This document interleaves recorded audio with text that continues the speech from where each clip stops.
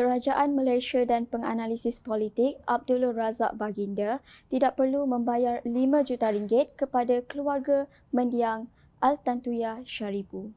Mahkamah Rayuan Putrajaya hari ini mengurangkan jumlah ganti rugi daripada RM5 juta kepada RM1.38 juta sahaja. Keputusan sebulat suara dibuat oleh 3 panel hakim Mahkamah Rayuan diketuai Hakim Besar Malaya, Datuk Hashim Hamzah yang bersidang bersama Datuk Azman Abdullah dan Hakim K. Muniandi. Mahkamah Rayuan dalam penghakimannya menyatakan Mahkamah Tinggi telah terkilaf daripada segi undang-undang apabila menganugerahkan ganti rugi asal sebanyak RM5 juta.